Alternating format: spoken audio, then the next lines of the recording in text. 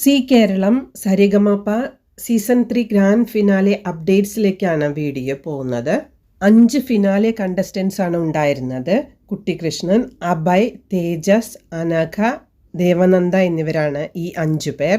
മികച്ച പെർഫോമൻസ് കാഴ്ചവെച്ച 5 പേർ തന്നെയാണ് ഫിനാലെയിൽ മത്സരിച്ചത്. ഫിനാലെയിൽ ഗസ്റ്റായി എത്തിയിട്ടുള്ളത് പ്രശസ്ത ചലച്ചിത്ര താരം ഭാവനയാണ്. മത്സരങ്ങളിലേക്ക് കടക്കുമ്പോൾ 2 റൗണ്ടുകളാണുള്ളത്, സെമി ക്ലാസിക്കലും ഫ്രീ സ്റ്റൈൽ റൗണ്ടും. ആദ്യമായിട്ട് ഫിനാലെയിൽ മത്സരിക്കാൻ എത്തുന്നത് കോഴിക്കോട്ടുകാരി ദേവനന്ദയാണ്. ഹരിമുരളീരവം എന്ന് തുടങ്ങുന്ന ദാസേട്ടൻ പാടി അനശ്വരമാക്കിയ ഗാനമാണ് ദേവനന്ദ പാടുന്നത്. അതിഗംഭീരമായാണ് ദേവനന്ദ പാടിയത്. രണ്ടാമതായി പാടാനെത്തുന്ന കണ്ടസ്റ്റന്റ് അഭയാണ്. പ്രശസ്ത തമിഴ് ഗാനമായ മരുതമലൈ മാമണിയെ എന്ന് തുടങ്ങുന്ന ഗാനമാണ് അഭയ് പാടിയത്. മികച്ച രീതിയിൽ അഭയും പാടി. അടുത്തതായി എത്തുന്നത് അനഘയാണ്. പാലക്കാട്ടുകാരിയാണ് അനഘ.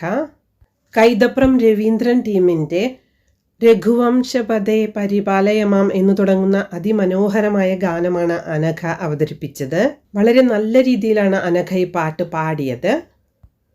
അടുത്തതായി വേദിയിലെത്തുന്നത് മലപ്പുറംകാരനായ കുട്ടികൃഷ്ണനാണ്. നക്ഷത്രദീപങ്ങൾ തിളങ്ങി എന്ന ദാസേട്ടൻ്റെ അതിമനോഹരമായ ഗാനം മികച്ച രീതിയിൽ പാടി കുട്ടികൃഷ്ണൻ. അവസാനമായി പാടാനെത്തുന്നത് തേജസ് ആണ്. കണ്ണൂരുകാരനാണ് തേജസ്. നഗുമോ എന്ന് തുടങ്ങുന്ന കീർത്തനമാണ് തേജസ് അതിമനോഹരമായി ഈ സ്റ്റേജിൽ ആലപിച്ചത്. ചിത്രം എന്ന ചലച്ചിത്രത്തിലെ ഗാനമാണിത്.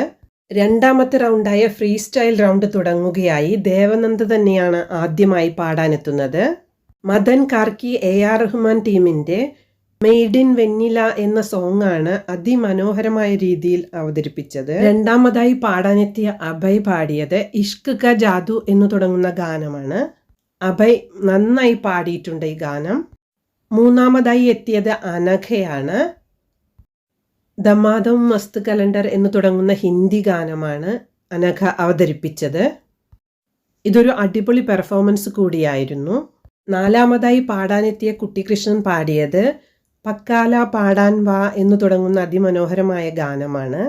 അടിച്ചുപൊളി പാട്ട് പാടാൻ അത്ര ഫെമിലിയർ അല്ലാത്ത കുട്ടികൃഷ്ണൻ മികച്ച രീതിയിൽ ഇത് അവതരിപ്പിച്ചു.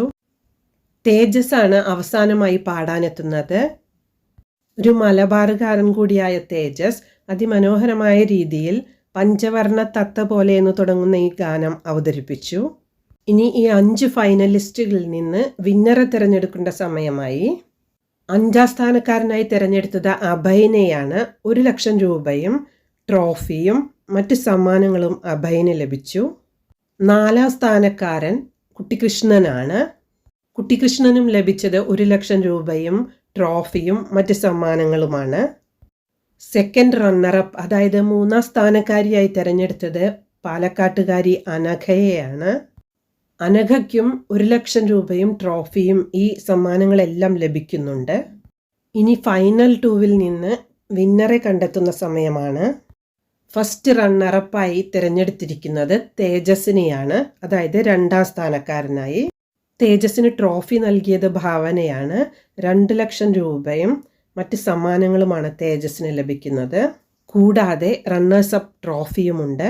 സീസൺ 3ലെ വിന്നറായി തിരഞ്ഞെടുത്തിരിക്കുന്നത് ദേവനന്ദയെയാണ്. പറയാതെ വയ്യ, ഇന്നത്തെ ദേവനന്ദയുടെ പെർഫോമൻസ് അതിഗംഭീരമായിരുന്നു.